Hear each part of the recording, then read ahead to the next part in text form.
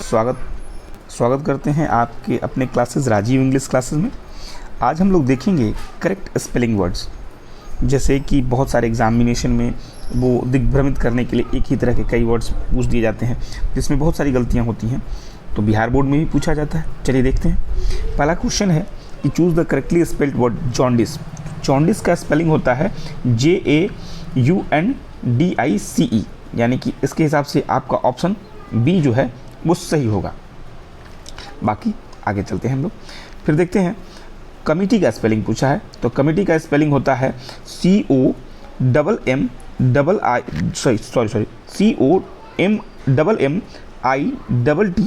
यानी कि option A जो है ये वाला ऑप्शन आपका सही है, ठीक ना।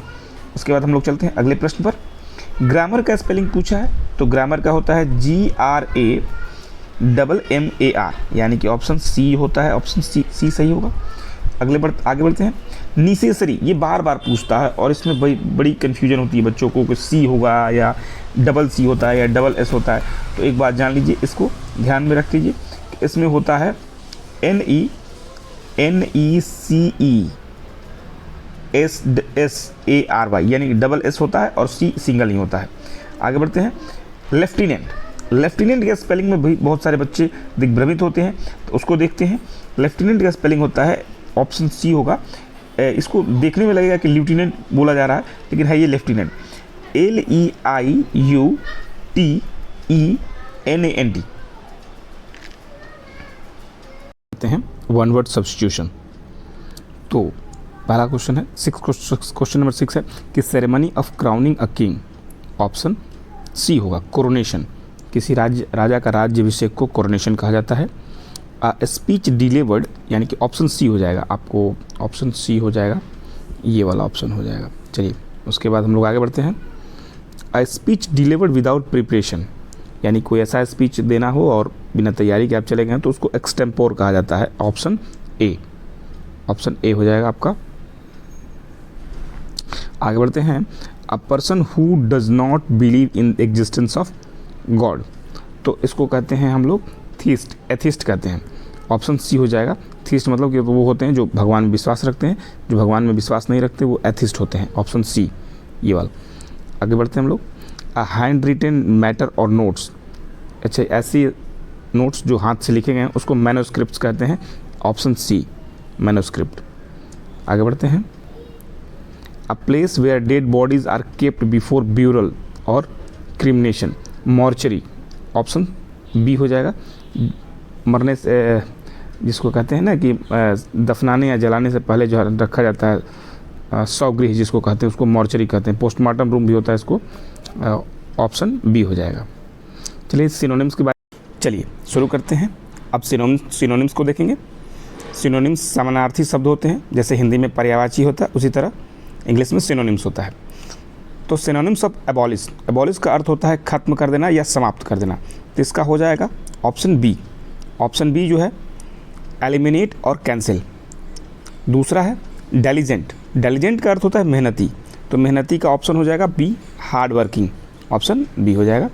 उसी तरह फ्रेजाइल मतलब कि बहुत ही क्षणभंगुर, आसानी से टूट जाने वाला, तो इसका हो जाएगा option B, easily broken, delicates या ईजिली ब्रोकन।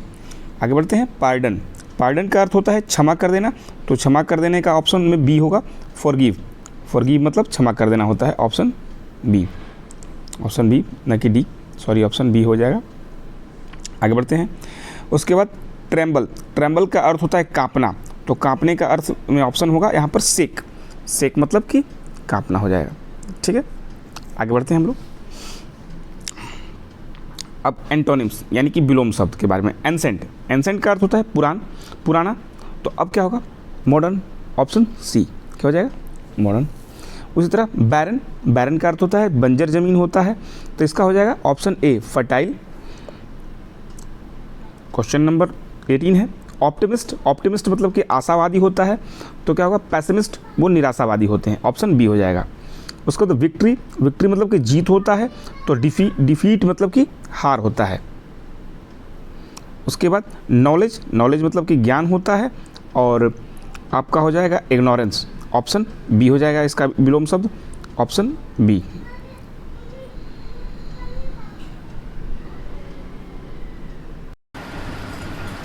अब देखते हैं idioms and phrases. 21 number question है कि हेल एंड हार्टी, इसका अर्थ होता है स्ट्रॉन्ग एंड हेल्दी, यानी कि इसके अनुसार आपका ऑप्शन हो जाएगा बी। ऑप्शन बी जो है आपका होगा। आगे बढ़ते हैं। एप्पल ऑफ वंस आइज, यानी कि बहुत ही प्यारा होना, तो ये ऑप्शन ए हो जाएगा। वेरी डियर और फेवरेट। तीसरा है एट 11th आवर, यानी कि अंतिम समय, यानी कि at the last moment, option C हो जाएगा। लास्ट 24 नंबर है break the ice. Break the ice का अर्थ होता है टू स्टार्ट कन्वर्सेशन, यानी कि बातचीत शुरू करना, वो जो शांति सन्नाटा छा जाता है ना, उस सन्नाटे को ख़त्म करना। और अगला प्रश्न है कि बाई हुक और क्रुक, यानी कि किसी तरह, बाई एनी मीन्स और फेयर और फाउल, यानी किसी भी तरह हमको वो काम करना है तो आदमी क्या करता है कि बाई हुक एंड क्रुक, ठीक ना, यानी कि ऑप्शन ए हो जाएगा। Thank you very much. आप हमारे वीडियो को देखते रहिए, ज़्यादा से ज़्यादा सब्सक्राइब कराइए, लाइक करिए। आगे इससे अच्छा और वीडियो बनाने का हम प्रयास करेंगे। इसको वीडियो को ज़रूर देखिएगा, ये आपके एग्जामिनेशन पॉइंट ऑफ व्यू से बहुत ही लाभकारी होगा। धन्यवाद।